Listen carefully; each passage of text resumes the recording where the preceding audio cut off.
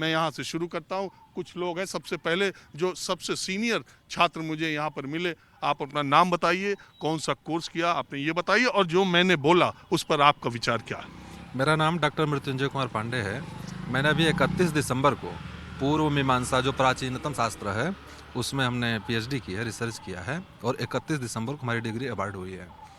आपने जैसा कि प्रश्न किया ना कि वो मंत्री जी इधर उधर कुछ बोल रहे थे, ऐसा कुछ कह रहे थे। दरअसल है क्या, धर्मशास्त्र का उन्हें ज्ञान नहीं है। धर्मशास्त्र की जो रीढ़ है, जो बुनियाद है, वो काशी है। धर्मशास्त्र पढ़ने के बाद आएगा।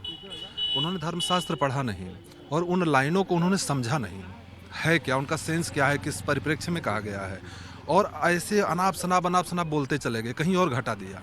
तो ये निरर्थक है, कोई मतलब नहीं है उसका।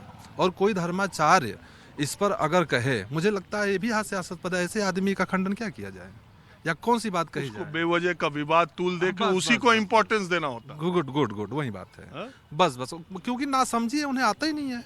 अब जैसे किसी व्यक्ति को, मान लीजिए गूंगा व्यक्ति है, उससे आम खिला के स्वाद पूछें, वो क्या बताएगा। ऐसे उन्हें धर्मशास्त्र सिर्फ श्रुत है कि एक शब्द अब है। मेरा सवाल ये है कि जब इन हिंदुत्व को लेकर इतना आक्रामक, हिंदू धर्म को लेकर इतना, मैं मानता हूं कि रामचरितमानस या मर्यादा पुरुषोत्तम भगवान श्री राम किसी के कहने से और किसी के समर्थन के मोहताज नहीं है, ना उससे वो बड़े हो जाते हैं और ना किसी के विरोध करने से वो छोटे हो जाते हैं। उनकी स्थिति जहां है वो इससे परे है, ठीक है। अब मैं बात ये कर रहा हूं कि संस्कृत के विश्वविद्यालय का और संस्कृत के विद्यार्थियों का क्या हाल है इस हिंदुत्व के माहौल में। देखिए, हम बताएं, एक तो पहले मैं राम पर क्लियर कर दूं। रामो विग्रहवान धर्म, राम अपने आप धर्म का विग्रह है। उसमें कहीं आदि शंकराचार्य, कौन कौन कितने लोगों ने कहा है इन सब चीज़ों को। और संस्कृत के ये विश्वविद्यालय की स्थिति को अगर देखा जाए तो आप समझिए, इसका जो कॉन्सेप्ट है वो तो बहुत पवित्र रहा है ना। क्योंकि जितने प्राचीन शास्त्र हैं सब सुरक्षित हों, पढ़ें लेकिन का संरक्षण हो, संवर्धन हो, इस उद्देश्य से रहा। लेकिन कुछ लोग ऐसे आए यहाँ जिन्होंने अयोग्यों की नियुक्ति कर दी विश्वविद्यालय में, और राजनीति का अखाड़ा बनाइए। मतलब हम बताएं, ये कहने मुझे गुरेज नहीं है कि विश्वविद्यालय में 2-4 लोगों को गलियों पर निकाल दिया जाए तो यहाँ शास्त्र की पंक्ति लगाने वाले प्रोफेसर नहीं हैं। ये सबसे बड़ा दुर्भाग्य है, जिसके कारण विद्यार्थी नहीं आता।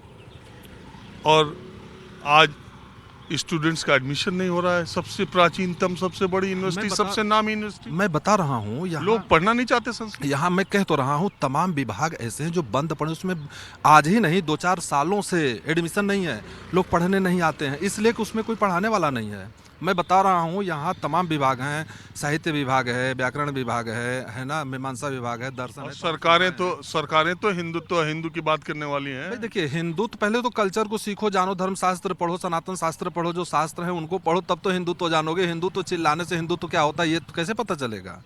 पहले सनातन प्रकृति को इसके। एक छात्र के तौर पर आप ये मानते थे कि ये सरकारें आएंगी तो संस्कृत का और संस्कृत विश्वविद्यालय का कुछ उद्धार, कुछ अलग हो जाएगा, यही हाल होगा, यही उम्मीद। देखिए, हम बताएं, गवर्नमेंट के अकॉर्डिंग अगर कहा जाए तो गवर्नमेंट इसलिए अंधी कही जाएगी कि उसने इस क्षेत्र को संरक्षित करने के लिए किसी धर्माचार्य की नियुक्ति नहीं की, किसी विचार शास्त्री की नियुक्ति नहीं की। हमने कई टीवी पर भी सुना, कई विचार में मीमांसा विचार शास्त्र तीर्थ, मीमांसा विचार शास्त्र है। और हमने कई विचार शास्त्री का चोला पहन करके हमने टीवी में बहुतों को देखा है जो विचार शास्त्र से बहुत दूर विचार शास्त्री नहीं आता।